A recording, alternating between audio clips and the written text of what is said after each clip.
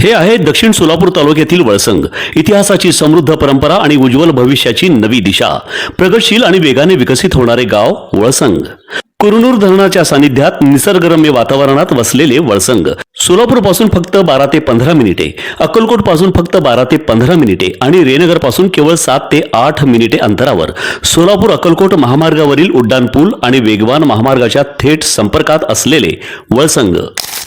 स्थानिक गुन्हे शाखा सोलापूर ग्रामीण यांच्या पथकाने शेतातील गायीच्या गोठ्यात गांजा लपविणाऱ्या आरोपीला अटक केली आहे. त्याच्याकडून 40 किलो 385 ग्रॅम वजनाचा एकूण 20,19,250 रुपयांचा गांजा हस्तगत केला आहे. भैरवनाथ भोसले राहणार अंकोली तालुका मोहोळ असे ताब्यात घेण्यात आलेल्या आरोपीचे नाव आहे. त्याने त्याच्या शेतातील जनावरांच्या गोठ्यात अवैध गांजा साठा ठेवला होता. स्थानिक गुन्हे शाखेच्या पथकाला माहिती मिळाली. त्यांनी या ठिकाणी छापा टाकला आणि हा मुद्देमाल जप्त केला. या प्रकरणी अधिक तपास मोहोळ पोलीस स्टेशनचे अधिकारी करत आहे. सदरची कामगिरी पोलीस अधीक्षक अतुल कुलकर्णी, अप्पर पोलीस अधीक्षक विजय कबाडे, उपविभागीय पोलीस अधिकारी सूरज जगताप, पोलीस निरीक्षक संजय जगताप, पोलीस निरीक्षक दीपक पाटील यांच्या मार्गदर्शनाखाली सहाय्यक पोलीस निरीक्षक भीमगोंडा पाटील, पोलीस हवालदार सलीम बागवान, अजय भोसले, विजय भरले, अश्विनी गोटे, सागर ढोरे पाटील, प्रमोद शिंपाळे, किरण चव्हाण, दिलीप थोरात, नितीन आतकरे, नवनाथ पाटील आदींनी केली आहे.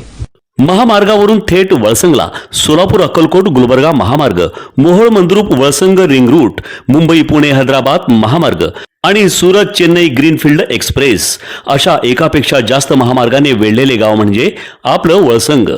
वळसंग हे आता महाराष्ट्राच्या नकाशावर नव्या विकासाचे केंद्र बनले आहे. वळसंगमध्ये आहेत प्रसिद्ध मंदिरे, सोलार हब, टोलनाका, जवळच आहे कुरनूर धरणाचे ताजे पाणी आणि निसर्ग सौंदर्य आणि विविध ठिकाणी आकर्षक हॉटेल्स व ढाबे सुद्धा. प्रवासात थकलेल्या प्रवाशांसाठी स्वादिष्ट जेवण, आराम, ताजेतवाने आणि प्रदूषणमुक्त वातावरण. वळसंग हे केवळ गाव नाही, एक उत्कृष्ट थांबा आहे, एक संधी आहे, एक भविष्य आहे. वळसंग ऐतिहासिक वारसा, आधुनिक कनेक्टिव्हिटी आणि उद्याच्या विकासाची हमी. सोलापूर जिल्ह्याचा अभिमान आणि महाराष्ट्राचा गौरव. वळसंग.